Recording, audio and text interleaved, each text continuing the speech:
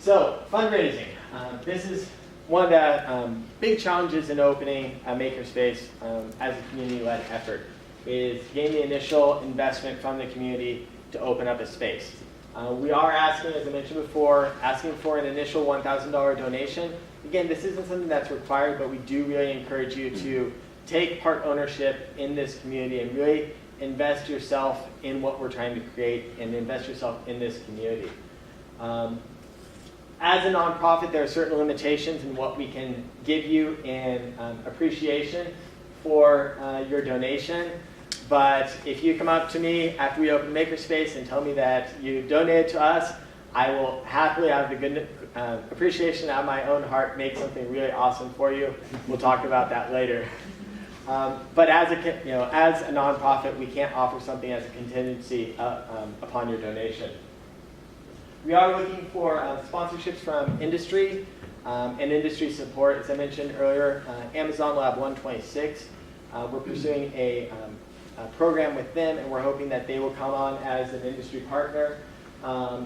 Really, if you have a partner in industry or someone that you know in industry that you think would be a good match for what we're trying to do, please let us know. Make that introduction for us. Get us in contact with them. Make those contacts for us. Let us know. We'll come and meet individually with you and talk about how we can form a long-lasting partnership. We're also pursuing a number of grants. As a nonprofit, this is one of the great assets that we'll have going forward.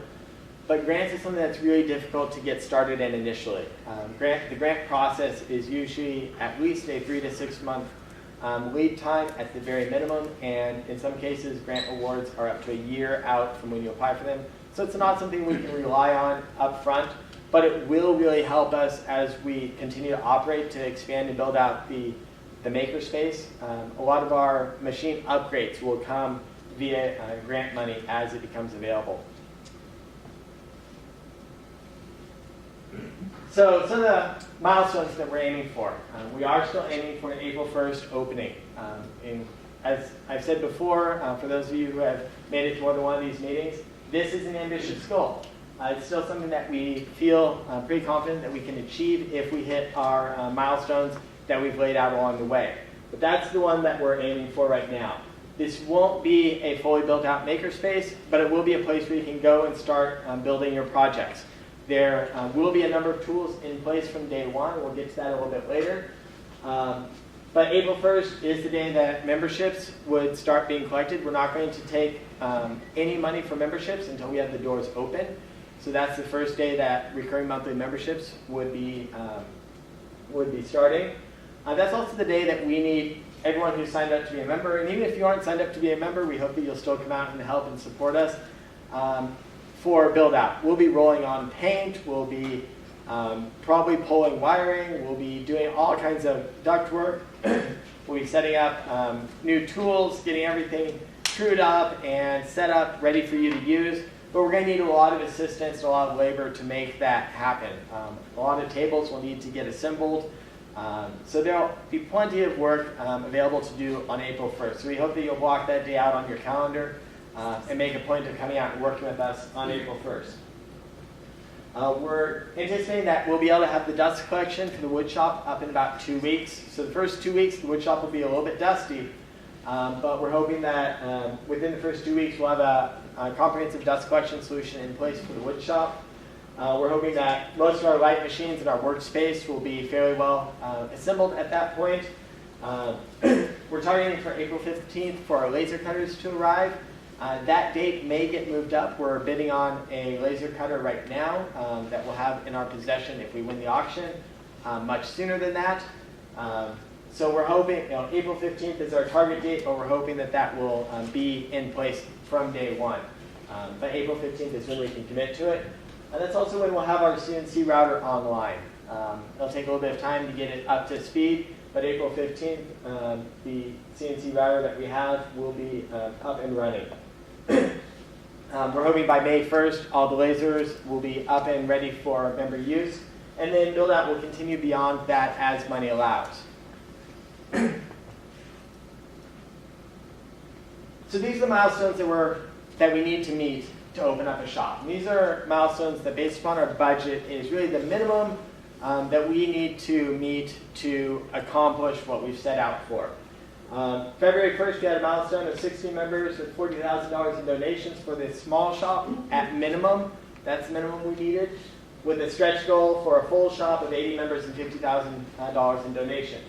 As of February 1st, we had the donations in place. It was February 6th when we got our 80th member. So we have another milestone coming up in just under 2 weeks for March 1st. We need 135 members. Right now we're at 91. So we're making good progress, but we need your help to get there. Minimum shop target is 135 members, $113,000 in donations, with a target of having 200 members signed up by the end of this month and $150,000 in donations. That will allow us, if we hit that milestone, to sign a lease on March 1st and have a high degree of confidence that we'll be open April 1st and on our way towards a really fantastic full shop, rather than kind of having to scrape by for the first few months, but a really great shop from a very, very early date. So this is the target that we are aiming for. As extra encouragement, one of our members has pledged to donate an additional $9,000 on top of his $1,000 initial donation if we hit that 200-member milestone by the 1st. So call up your friends who are makers, get them signed up. He's pledged that he'll up his donation from $1,000 to $10,000 if we hit that milestone. So let's make that happen. By April 1st, at minimum, we're going to need 150 members and $125,000 in donations committed. That will allow us to open up a small shop and build it out as we're able to financially and be sustainable. But to really hit the stretch goal that we want to provide the shop that we'd like to, we want to have 250 members signed up from day one and $200,000 in donations pledged at that point. So we have ways to go, but we're making pretty good progress towards that so far. So to give you an idea of what those two shop differences are, a small shop would have more limited hours, only open, we only have budget opening 4 days a week from 9 a.m. to 10 p.m. or midnight, depending on how many volunteers we're able to get and what demand is. 2 lasers on site, a saw stop, full wood shop. I am bringing my own CNC router down here at minimum. We're hoping that we'll have a shop bot secured by then, but I am bringing a 5-foot by 8-foot MechMate CNC router down. So we will have a CNC router, whether it's the small shop or the large shop. It'll have a compressor, air compressor, so you can use pneumatic tools. Air filtration will be in there. A lot of this will be donated equipment, and it won't be the level of shop that I'd like to have for the community. I don't think that it will serve the community as well as a better equipped shop could. So that's why this is our minimum, because we need a space that we can at least get started in. But this isn't what I'm aiming for. The full shop is really a 1-year-long build-out at minimum. And build-out will continue beyond that as we upgrade tools, as we're financially able to. But in the first month, we want to have a metal shop and a wood shop in place. We want to have laser cutters available, 3D printers, a textiles area. We want to have an electronics lab so we can do STEAM and STEM education on Arduinos and Raspberry Pis and do some really great electronics projects. We want to build out a classroom dedicated to education, both for the makers in general, but also specifically for STEAM and STEM education. Work tables, project storage available on site so that you don't have to load your projects up every night and bring it back. We want to be able to have room in place so that you can store your materials for a very reasonable fee for longer term or overnight if you need to. Again, with this, we'll have a CNC router for month 1. It'll take probably 2 or 3 weeks to get it fully up and running because we want to revamp some of the electronics in it to meet OSHA requirements. But we will have that from day 1. Within the first 6 months, we want to get a vinyl cutter and heat press in. We've had a lot of requests for that. We want to have a really good quality CNC mill in. Whether it's a Haas or a Tormach, we have a really good opportunity to pursue a Haas that we are looking at. Again, we need to hit our donation goals to take advantage of that opportunity, but Haas has been very, very generous in extending a really good offer to us. We want to have welders in place, have a PCB mill so that you can make your own electronics projects. We'd like to have a spray booth for doing small finishing projects. It won't be a full room size spray booth, but something reasonable that you can have some proper air filtration. And we want to get some small lasers in for our education program so that when kids are coming in and using the makerspace for STEAM and STEM education, they're able to use lasers dedicated just for their use, so that they aren't impacting the members at all, so that the large lasers are available for your use every hour that the shop is open when we aren't teaching a class on them. We have some stretch goals, things that we'd like to have within the first year. We'd like to have a vacuum former. There's a lot of really great projects that we think that would be really exciting for the community that we can do with one of those. We've had a number of requests for a small kiln. We'd like to have a powder coating setup in place. Bring in some additional lasers because we know that that's one of the heaviest used tools and the most requested tool in the surveys that we've done so far. We'd like to bring in some small tabletop CNC mills and a CNC lathe for educational uses, so that you aren't necessarily learning how to use a CNC mill for the first time on a machine that will, break itself if it runs into the wrong thing. Have a smaller machine that's a little bit easier to repair, a little bit easier to manage, that doesn't take away time from the people using the larger CNC mills.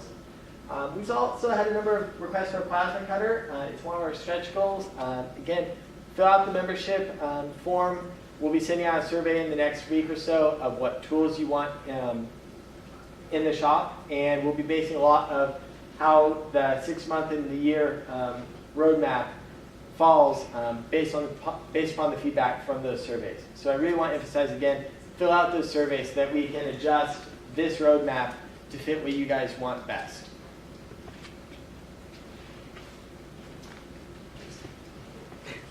I didn't do it. This is our progress so far. So we've been on a pretty good pace to meet our minimum goals.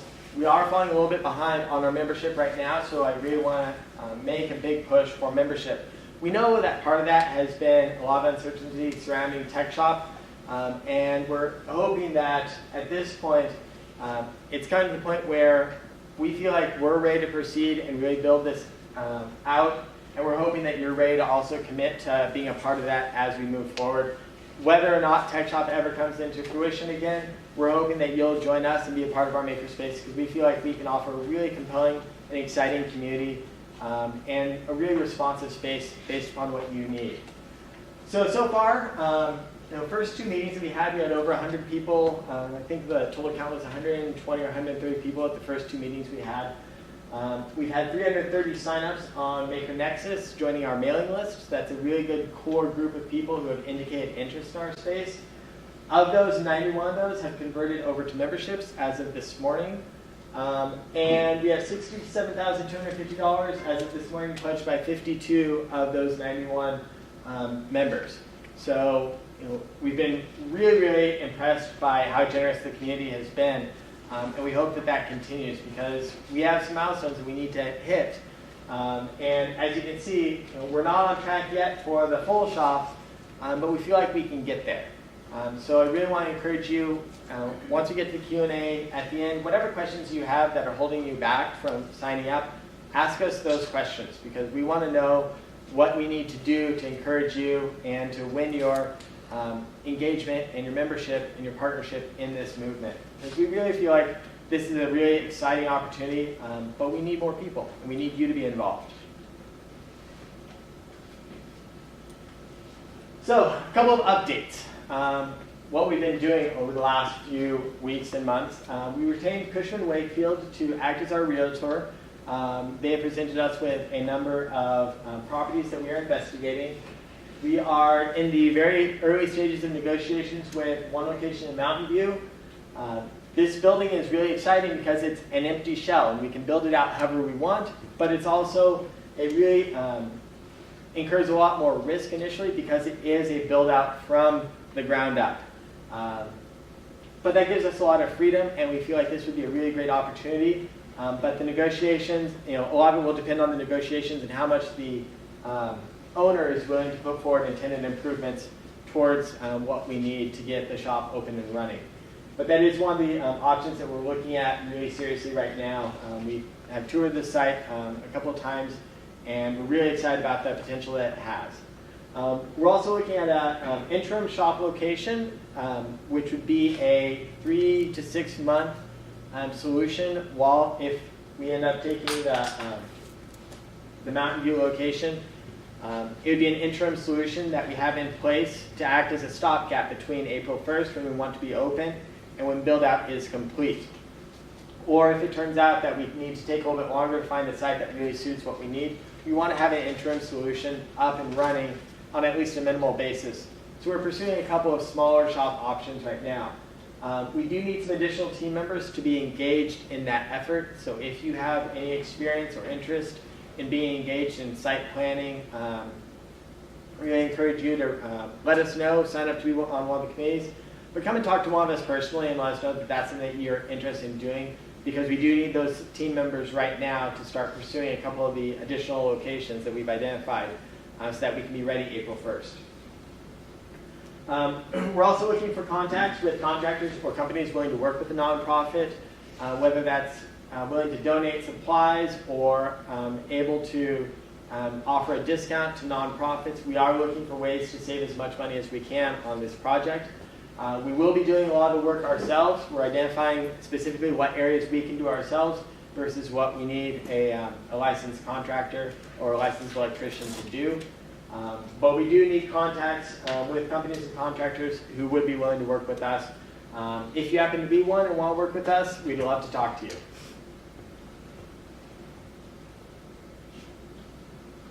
So equipment acquisition, one of the things we've also been working on. As I mentioned earlier, I'm bringing down my personal CNC router. It's a 5-foot by 8-foot table with a 10-inch Z-travel.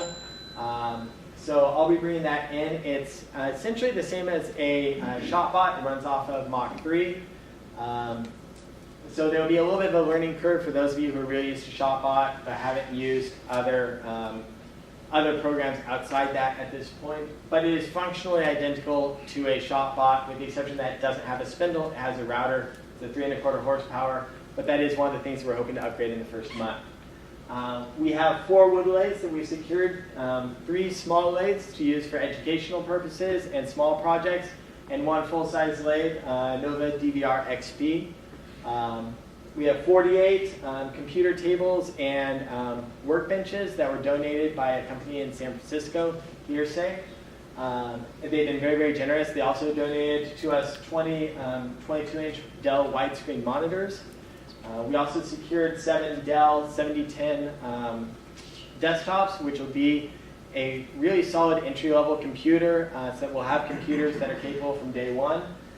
We have 2 MakerBot Replicator 2 3D printers that are right now back at my place printing away projects for the Amazon Lab 126 meeting that we have next week. So they're up and running and ready to go in from day one, and are already starting to add in some value into Maker Nexus by helping us with this partnership with Amazon.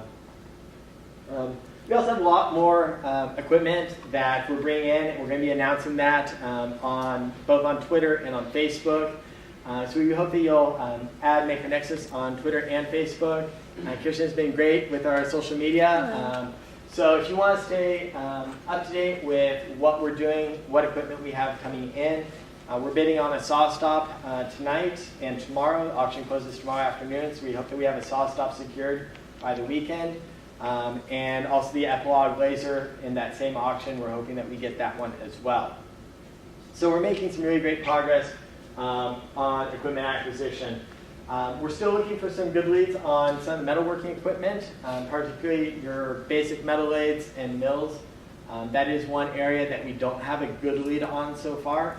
So if you have something that you're interested in donating or loaning to us, or you have a good lead of someone you know who's getting rid of some good equipment, please let us know.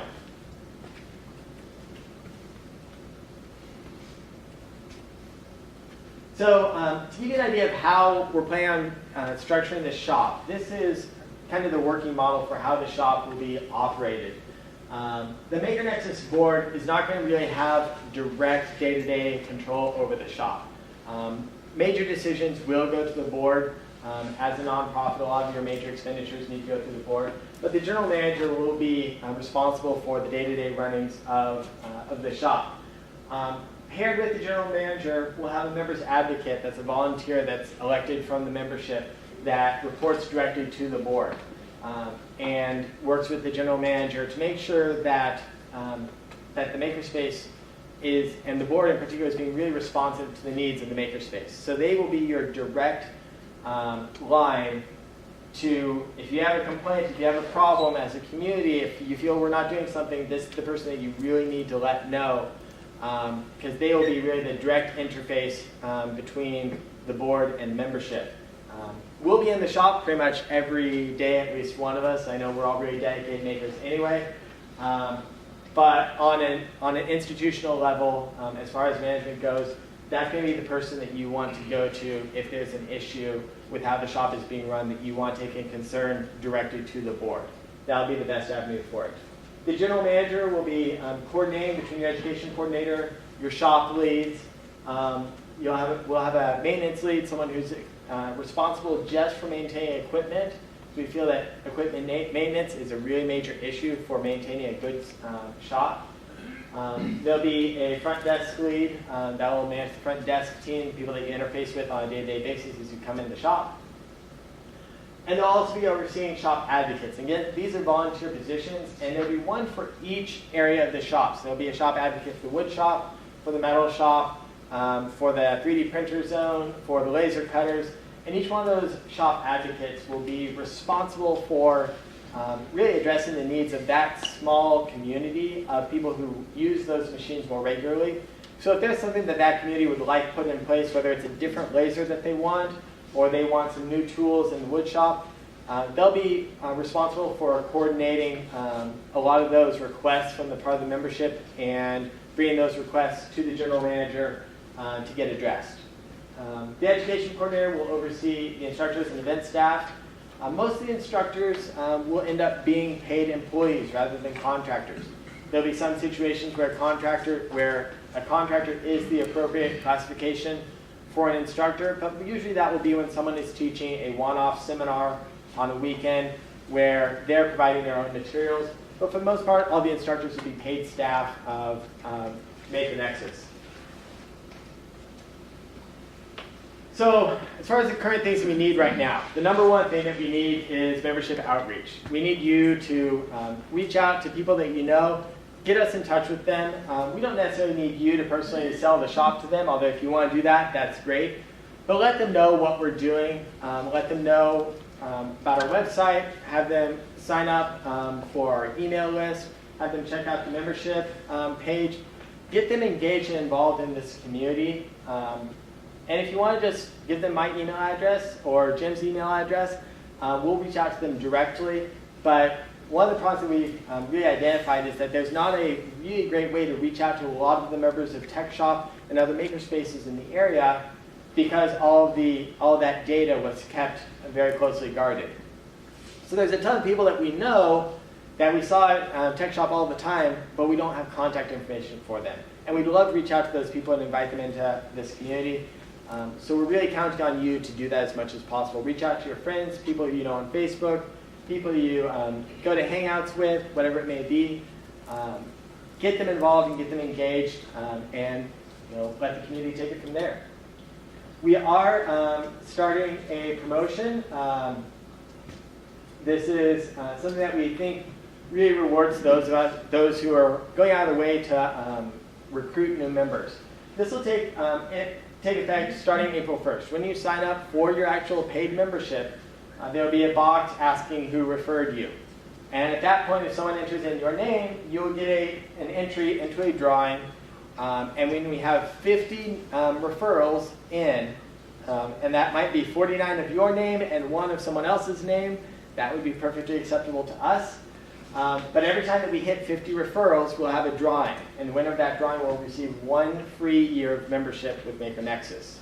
So we feel like this is a really great reward that we're hoping will encourage you to reach out to your friends, get them to put your name in as your referral. But again, this will be starting April 1st once we're actually collecting paid memberships. So the person will actually have to pay for a membership for you to get the referral. Just signing up, as nice as it is, we need to actually convert that to a membership. We also need suggestions for Maker Faire.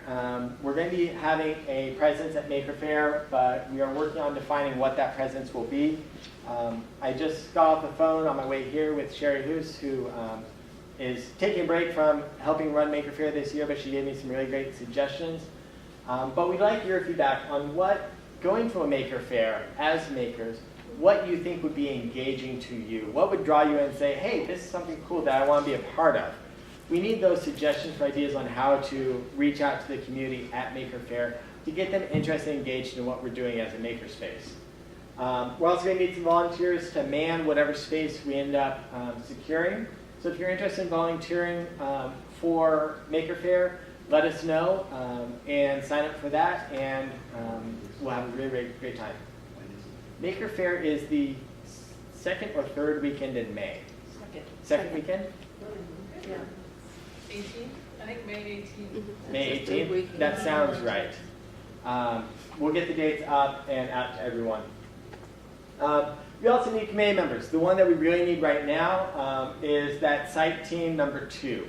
And we have a really great site team in place that's doing some fantastic work, getting costs set up for the Mountain View location that we're looking at. But we need a second team to dedicate their time to looking at some of the smaller spaces and getting those options sorted out for us.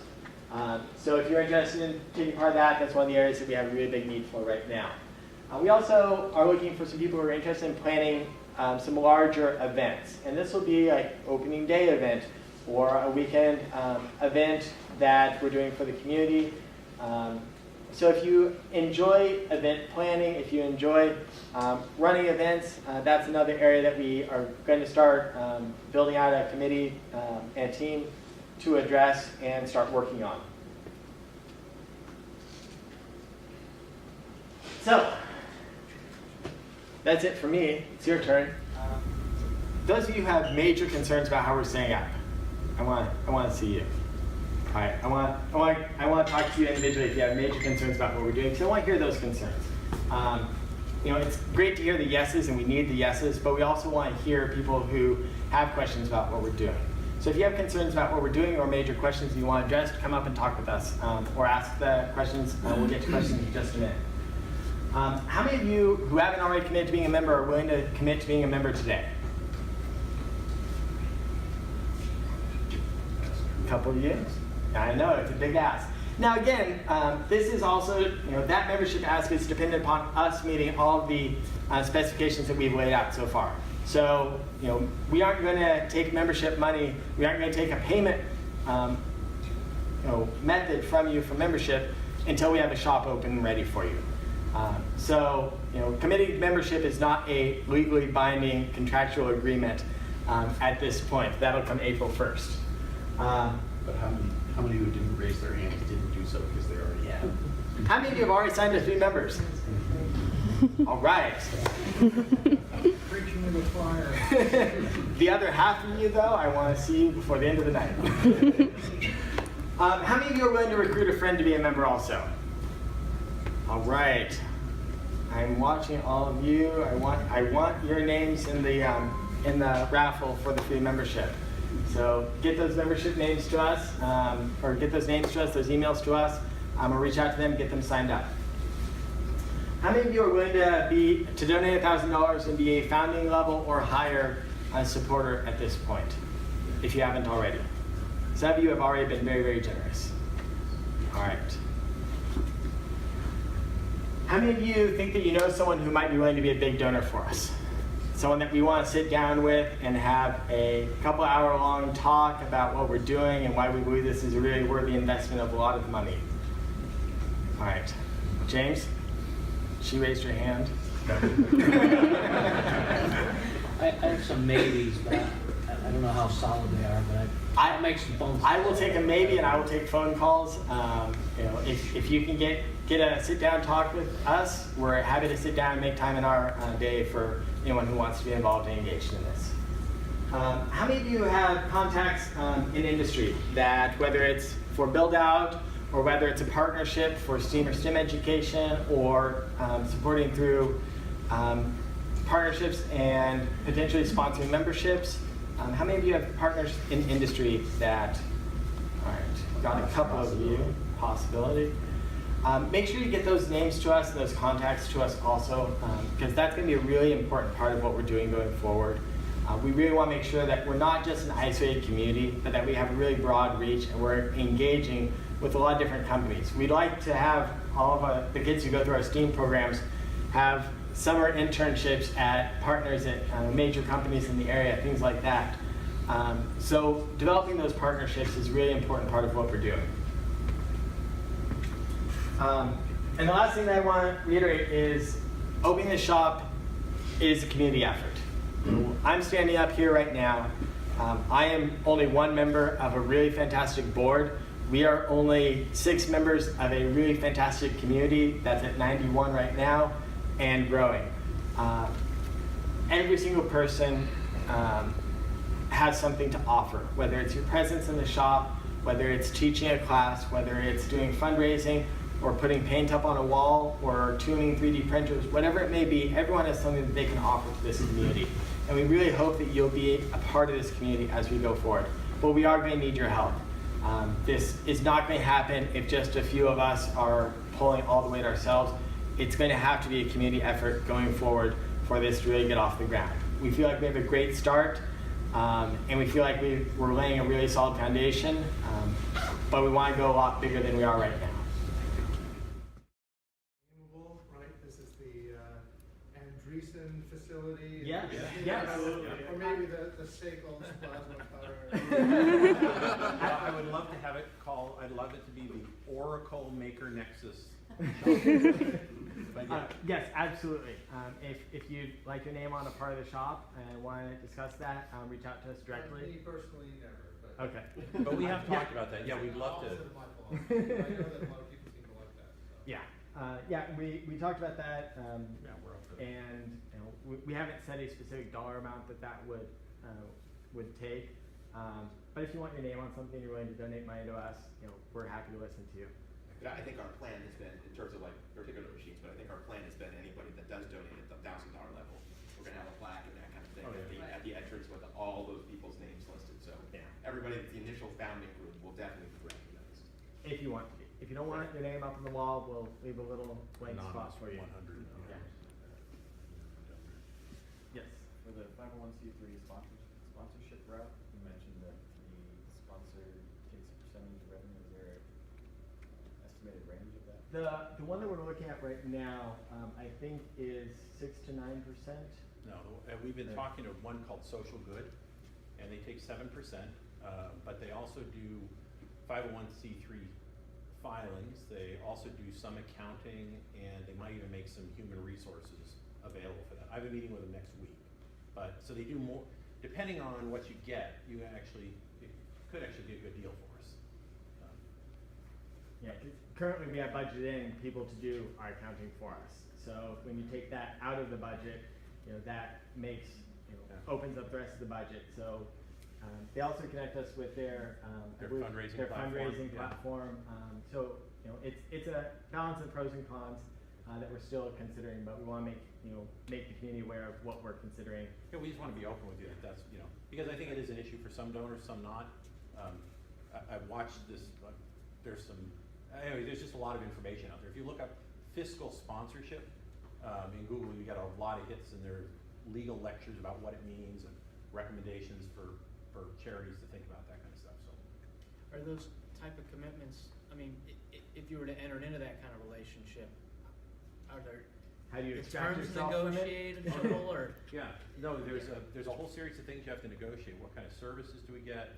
When somebody donates to them, they escrow the money, but for us, and of course, we would be part of their mission because they're the charitable organization. So they have to have a mission that's actually in line with what our mission is. Right. And they're, if we spent the money irresponsibly, they put their own 501c3 certification in jeopardy.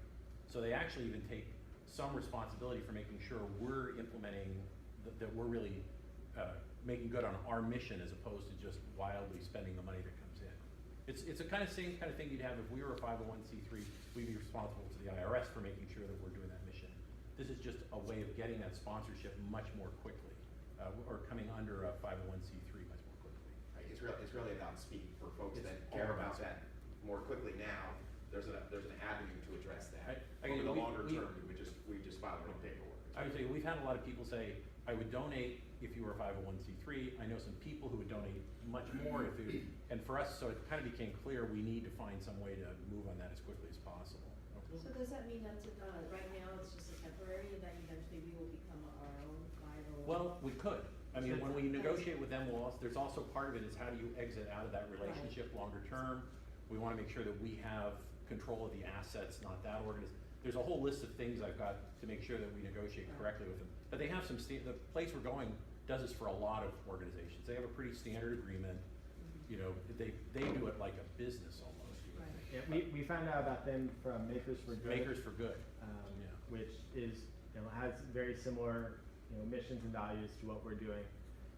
So, we looked at what they were doing, and they found it to be a beneficial relationship for them. So it's something that I'd be glad to talk with, if if a couple of you want to actually talk about it, if you want to join us on Slack and talk about it, I'd be glad to have a little session on that. Yeah, And because I could use some input as well. Would they participate in all the teaching revenue from STEM education and memberships, or just fundraising? It would just be fundraising, because the funds, I think, for like STEM classes would not, and even memberships would not flow through their organization. So that's a much smaller percentage. Right. Right, it's only the tax deductible, it's only donations that are gonna be tax deductible that have to flow through that organization. Otherwise, we run our own books and we have our own homework. Okay, good question. Yeah, that's good. Yeah, coming from a controller person. Yeah. Many years of finance. Yeah. 7% also sounds really high too, so it's just to make a lot more sense. I feel frustrated because I hear all this about we need to all pitch in and all work on this, and I feel like I've come in the middle of a movie. I don't know where the focus is. There's all these different things. There's a website, there's a wiki, there's Slack, there's Basecamp, and there's email, and I've struggled through these long dialogues. And there seems to be no organization to it. Like things that I found out for the first time today is, we've looked at some of the sites you've looked at. I don't remember running across anything in there about there's a certain location and we're going to go visit it. I mean, that's something I certainly could do is go look at buildings. I've done that before.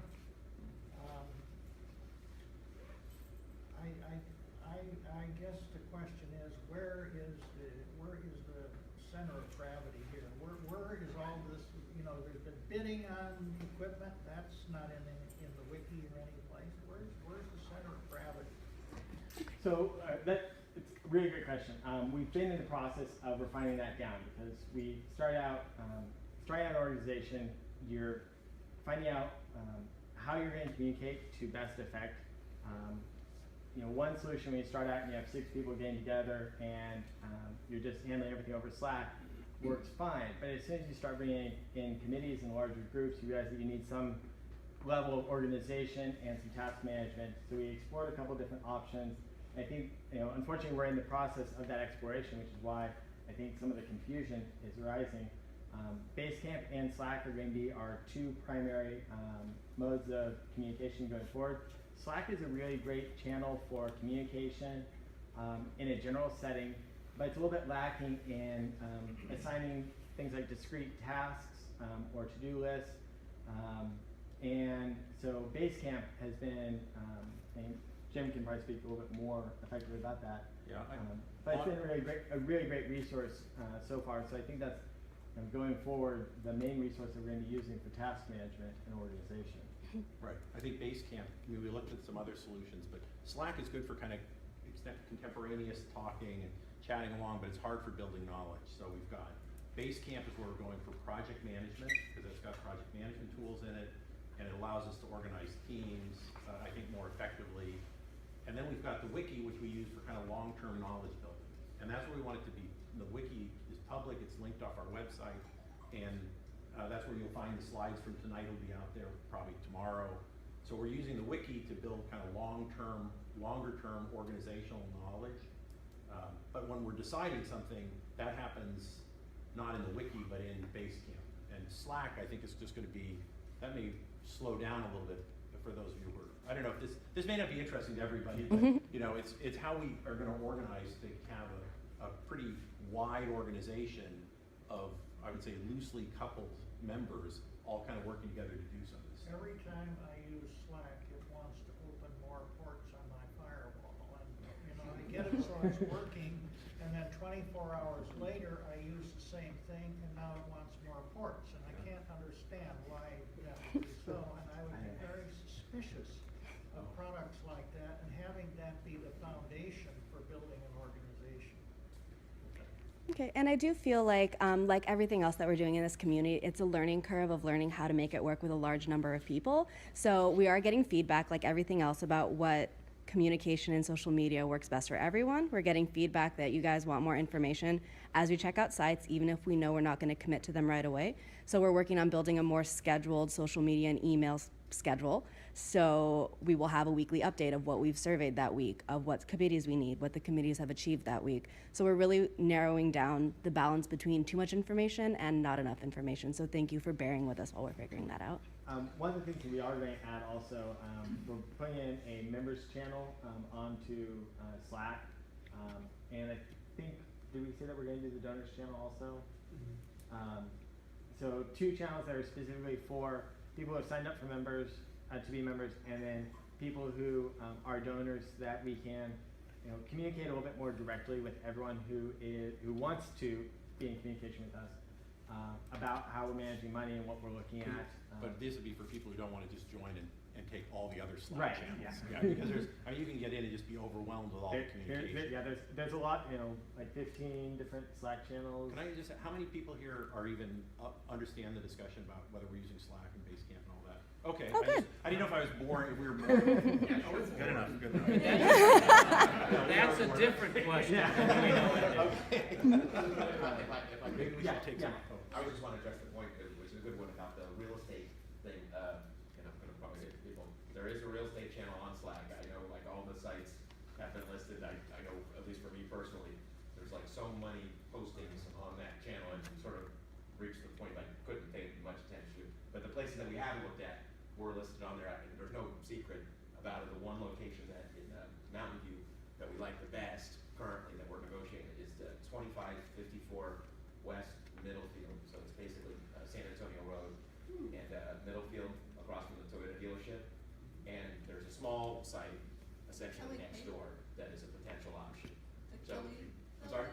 the Kelly Paper Building? No, it's next to it. Oh, The okay. Kelly Paper. Kelly Paper is like 2 buildings from. 25, I think it's 2554. What about just bullet points West. on the website? I'm not going to Basecamp. I'm overloaded with that at work, and I have no idea what Slack is. What kind of? But just bullets of, we're looking at a building here, we're bidding on this equipment. I came here just for an update to help me decide which way I'm going. Okay. Yeah. I'm using a laser up at Foothill, but I need more time. Well, I think we're looking, you know, yes, so we take that, and Regina was looking at redoing the website, because it's just been kind of run by a non-communication person, which is me, just putting out, you know, because we're just bootstrapping, you know. Just Yeah. bullets instead of discussion. Yeah, so what Okay. we were Some of talking us- about earlier was like having a weekly update email, just a short, like, this happened this week, we looked at these buildings. No, we no had- more than a paragraph or 2. Yeah, just like, you know, so you know what's happening. I would suggest that, and and the website collects all the previous ones. So anyone who's Right. walking in the Right. middle of it says, what the hell is Maker Nexus, could go read that. Yeah. And if all you're interested in is getting an update, because I know everything, you don't have to sit through all this. So those 2 admittedly old-fashioned channels of website and email address could accomplish a lot. Yeah, Okay. it's good. I don't know, I have 3 questions. So Yeah. I have major concerns about the organization, how it's gonna run. So my first question is, so being a maker myself, the major hurdle that I experience is not having access to tools. Mhm. So I can even build things at home myself. But the problem is the ecosystem. Actually, we're not provided with the ecosystem. Once I build, so a tech shop or a makerspace can let me build one prototype, but scaling is a much harder problem. So if I have a good idea, I want more people to have access to what I invented. I want to perhaps build 1,000 or 10,000 of the units. Where do I find manufacturers? And lawyers? I need to understand my tax liability. I need to understand what's going on if I open an online store. All those other things. So are you looking for the organization to be connections to those for you, to be a reference of like, where could you go to get some of those things? That would be support for budding entrepreneurs is kind of how we said it, yes. Right. Okay. So perhaps some classes that would teach me where to find those resources and what would be the process to grow your prototype into a product. Yeah. Well, we'd love to have those kind of resources, that's, Yeah. okay. One of So the, two. okay, That is actually on one of our slides as well, as under education is entrepreneurial efforts. There wasn't a lot of detail involved, but that is one of our But you could help us hallmarks with for our that, education you know, as a program. member, you could help us with like, we need some classes, like, this is some stuff we'd like to know, and then we can help build that, you know, that's part of it. So I have 2 other questions. Yeah. So the other thing is, why are we charged based on membership, not usage? Because we are planning budgets based on the tools we buy, but then we're charging everybody the same thing to use everything, but no one's gonna use everything. So everyone has their own specific needs. For me, it's probably just 3D printer and sewing machine. I'm not even using laser cutter right now. And for others, they may want to use laser cutter. Why don't we pay by the hours and the usage? we considered that initially, and there's a couple different reasons why we decided not to go with that. A big part is we felt like that hourly usage was really inhibited a lot of people who are just learning on a machine or trying to get familiar with the machine or trying to get to the point where they feel comfortable running a project on a machine. And having that clock where you're paying for every minute that you're on that machine, we felt like it's a really big barrier for a lot of people who are new to making. For someone who's running a business or is an entrepreneur, it makes a lot more sense because you have a really focused idea of what you're building and how to build it out. That's one of the things we want to add with the 2 additional levels of membership are dedicated machines that are accessible just for people who are running businesses on them. So you get longer time slots that you know that machine will be available and up for you and ready for you when you walk in so that you can really plan your budget around it. The other thing was keeping track of and pricing out each specific tool ends up being a really prohibitively complicated venture. If you're trying to track usage on every single tool that's in a shop, you know, how do you account for usage of hand tools? Because hand tools have a usage and a breakdown rate, and there isn't an easy way to record that time. You know, But you don't have to track hand tools. You just track those bigger machines that you need. So I think you can combine the two models. Like you can charge a certain membership fee for people to explore, and then at a certain level, people can pay for the usage materials for like 3D printing. So say for me, I would find it easier to use shapeways than going to a makerspace because I can just pay and I know the materials I'm getting, I know the quality, and I know how much I'm paying for my materials. So I think that's just from a productive standpoint, and also a good model you can learn from is the clean room, how clean rooms run in universities. They track on the usage, the hours, and the materials you use. So I think maybe at the beginning it's hard to do, but later on, when you develop further, there should be some engineering team to develop a tracking tool. yeah. It's a good point. And the third One thing I know that I always think about is, you know, for example, like on a milling machine or a regular milling machine or a lathe or CNC milling machine, I would be reluctant to charge people extra for the setup time on it. I want them spending their time making sure that the tool is properly configured and it's safe. So if it took somebody an hour to get set up to make sure that when they press go, they don't destroy the machine, I don't want them sitting there, oh, I just spent $10 or whatever. I want them focused on safety when they're on the machine. Yeah, just charge on the actual usage. I know it's complicated. And what's your third question? It's a good point. Yeah, my third question is, can you help us understand, so very briefly, what do you think the major failure in tech shop's business model and how you're running it differently? I don't think there is a short answer to that question. What's the answer to like the universe and everything? I think the key was poor corporate management. Yeah. Yeah. But eventually it was the money. Well, I think funding operations from debt, bad idea. I think going to 24 hours. You remember they opened 20. If you don't remember, they went to 24/7. That stuff happened. Announced from corporate. Nobody locally. I mean, I'm speaking for myself now, not for Maker Nexus, just to be clear. But you know, I mean, the people in the local shops didn't have any idea. They were just told. I heard about it before the guy in running the Menlo Park shop knew they were going to go 24 hours. I came in and I said, "Oh, you're going 24 hours in 6 weeks, huh?" And he was like, "What?" I think you should read your email, my friend, because I got an email. Yeah, that kind of stuff, and that was just one small example. That kind of stuff happened constantly, where things would come from corporate and not work locally. And then That's just bad management. But there was no research done. I mean, normally you would do market research. I think there's another factor, which is that most of them didn't make money. Yeah. The fact Well, was, here was one of the locations where they did. Yeah. So. And if you actually go and look at when they did decide to expand, none of them. They opened 10 locations before they had one model to work. And Was it that they didn't have the same kind of membership donation or? No, they all kind of cost about the same to start. It was about $1 million per tech shop, but it was, and there was quite a lot of membership through the veterans program, which they let lapse, which saw a huge decline in membership. The big one that I noticed was if you went to every tech shop, it was very different, each and every one of them. There was no central model. They only started to do the copy exact model way late in the game after they had already opened 10 locations.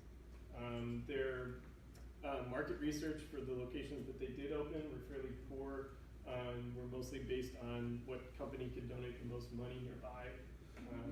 They were also at an average selling price of $90 a month too.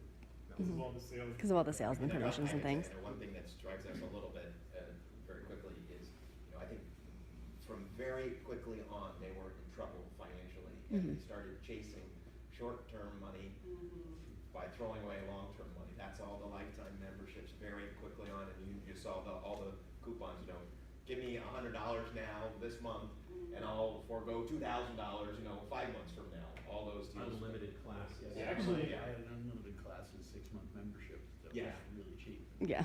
Magical thinking.